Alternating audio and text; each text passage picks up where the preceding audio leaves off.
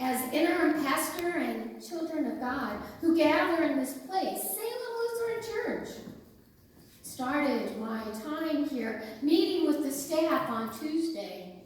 And I have to say, I've never worked with an all-female staff, except for William. But, you know, it's kind of exciting. Such new experiences for me in this ministry of interim. I was talking to some of the members earlier that the last 3 interims I had to drive several hours to get to, and stayed at a bed and breakfast when I was in Abilene, and stayed in the parsonage when I was in Bowman, Missouri. And I commuted back and forth in the last parish that I serve up by Atchison. And it's nice to be 5 minutes away. 5 minutes. And then I get to be in a congregation that's actually one that I live in. Such an idea, huh? But it is an exciting time to start and to look at where we are. So there's 3 things that I always say to my congregations when I begin. First, this is not your church. This is God's church. And God desires you to be carrying out God's mission as God's children. We have all the resources we need. We just need to use them. Second, you and everyone in this community are children of God, created by God, redeemed by God, sustained by God. So treat each other knowing that. Remember who you are and who you belong to. Third, God loves you just the way you are and everything that you can be. And there's nothing you can do to change that. So, let's begin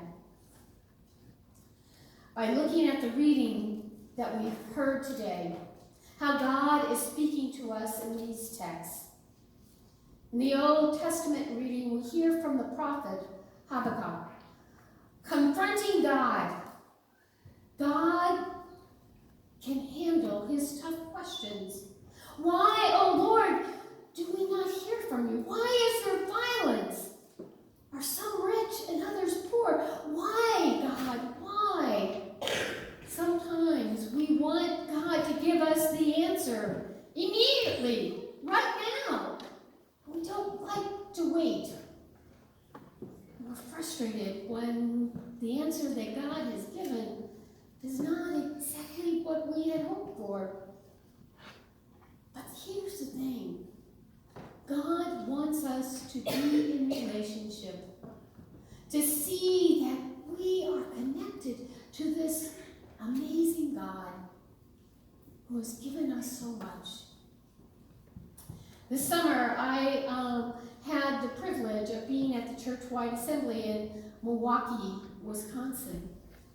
And because at one point in my ministry, I was on Central State Senate staff, I worked with the church-wide staff in doing the Senate Assembly work.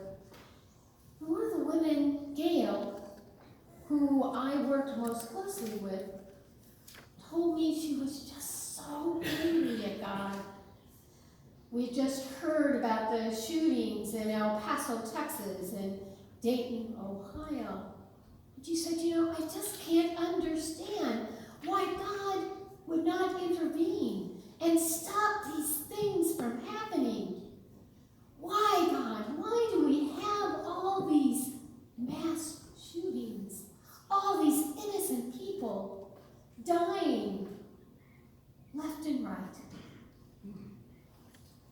Gail is on church-wide staff, but she's not a Lutheran and is not active in a faith community. And one of the things that I realized is that because we are connected as a community of faith, we know that having a God and a community can help us walk together in dealing with these issues. Since the fall in the Garden of Eden, we know that we have become broken people. And it's only when we come together as a community and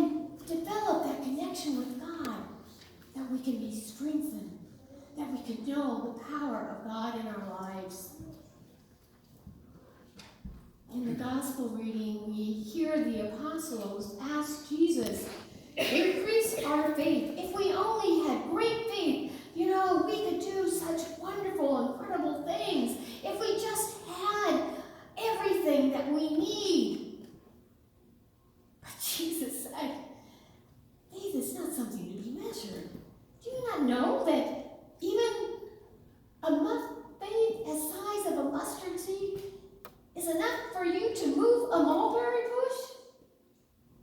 Do you not know that faith has been given to you? Each of us have received that faith when we were baptized in the waters, when God claimed us and named us and brought us together to see God's purpose. Last weekend I was at a retreat for vital leaders for small congregations, because obviously the last two churches I saw were a lot smaller than you all. And they started this Facebook page called Scrappy Small Congregations of Central State Synod. I kind of think that we're all got to be a little scrappy. We all got to see what God's purpose is for us. Look at our assets. Lift up our wows. And name our needs.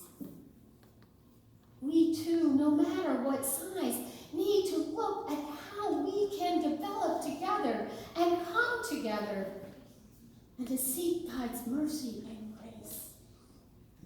To strengthen that faith. Because you see, faith is in us and it needs to be exercised. It needs to be used. As Emily was talking to the children about our bodies, and if we don't use our bodies and keep it active, we can lose our abilities to do what we want to do. We need to exercise our faith and see what God is calling us to be about, how we can develop into who is needed for this community in Lenexa, Kansas. Because God has a purpose for you, and you need to carry it out. Pastor Dave Dauber at this event was the presenter, and he talked about a story, how he and his wife were walking their dog in their neighborhood. And suddenly they saw this woman who was trying to bring out her recyclables. And it was sort of a windy day, and so they helped her as things were kind of going all around and helped her get everything into her recyclable bin to put it out. And the woman said, "Oh, thank you so much. I appreciate your assistance." And Pastor Dave and his wife said, "Well, you're welcome, but we did this for you because it's what God would want us to do." And the woman looked at him and said, "Okay." And she went back into the house. And she talked to her son and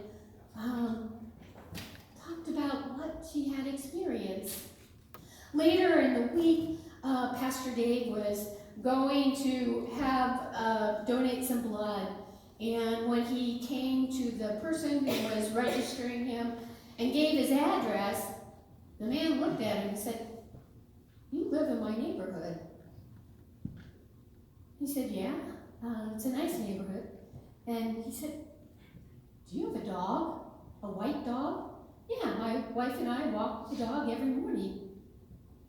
And he said, "Did you happen to help a woman with some recyclables lately?" He said, "Yeah, it's what God would want us to do." And he said, "That was my wife." Small world, huh? And he said, because of what you said to her, she came into the house and talked to her son, who was having a difficult day, a painful day. And because of what you said to her, it affected what happened between her and her son.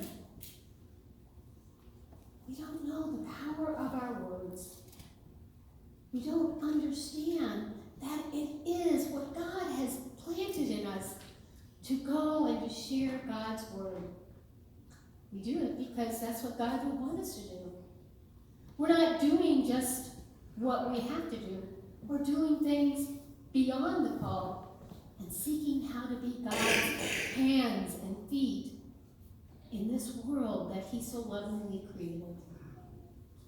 So, today we began, as interim pastor and as children of God, to do God's work in this place, in this space, at this time. May we listen. May we be patient with one another. And may we name God's blessings in our lives. How God is working through us to make a difference in people's life. So the children have blessed me.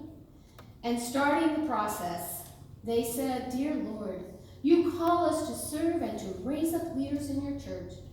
Give Pastor Cynthia grace and strength that she will share your word with Salem as our interim pastor, and that we willingly receive it. Guide us all by your Spirit to do your work in this place, through your Son, Jesus Christ our Lord." And all the people said, Amen. Amen.